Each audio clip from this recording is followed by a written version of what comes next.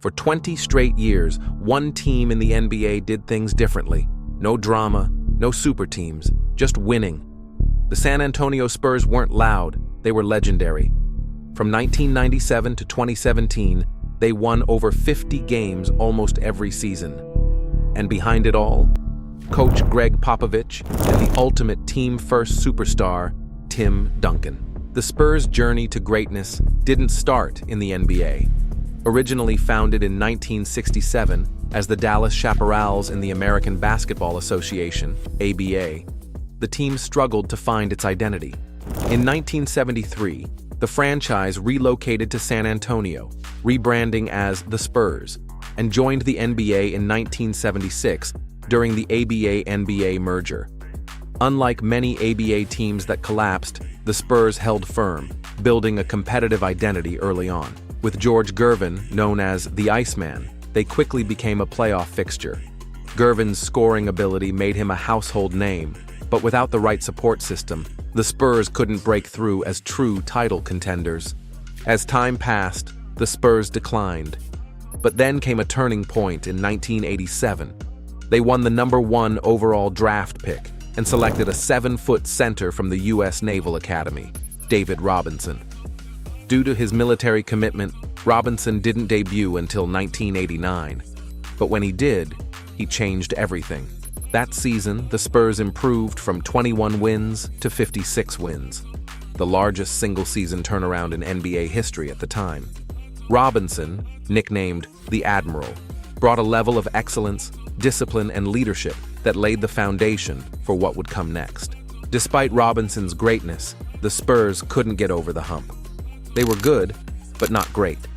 And by the 1996 to 97 season, Robinson was injured, the team collapsed, and the Spurs finished with just 20 wins. But what seemed like a disaster became a blessing.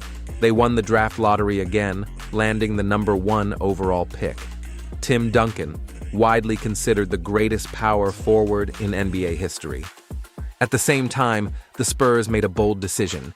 They promoted Gregg Popovich, then the team's general manager, to head coach.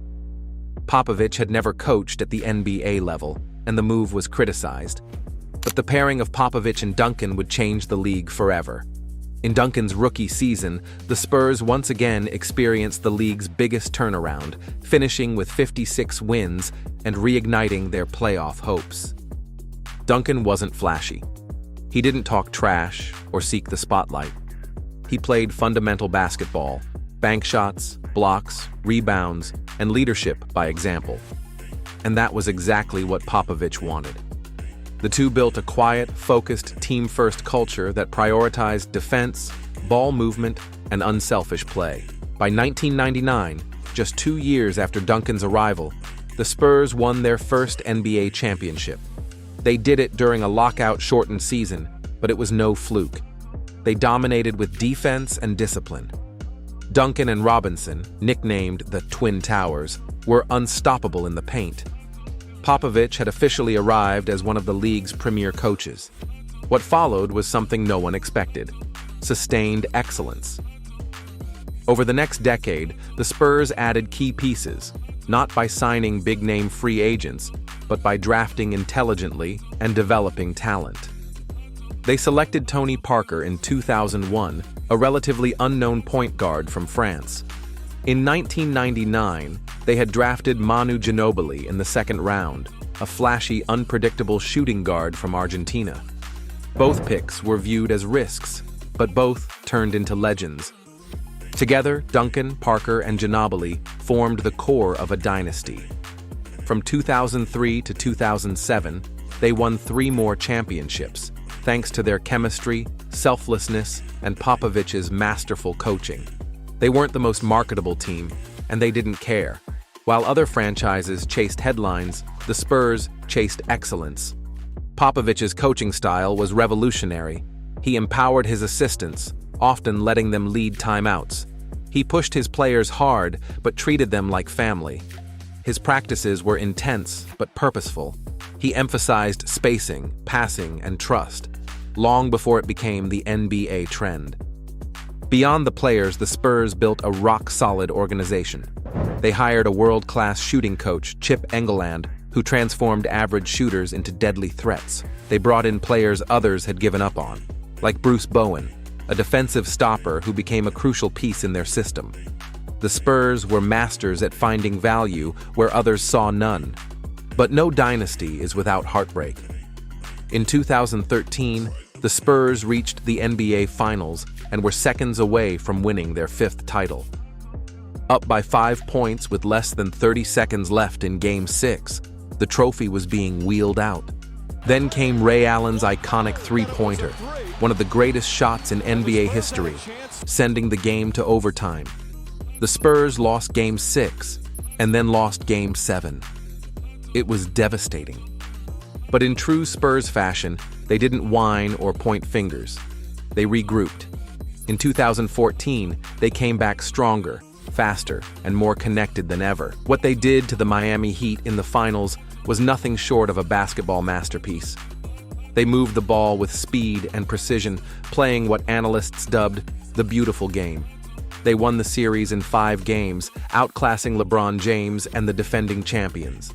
That title, their 5th, was perhaps their most satisfying.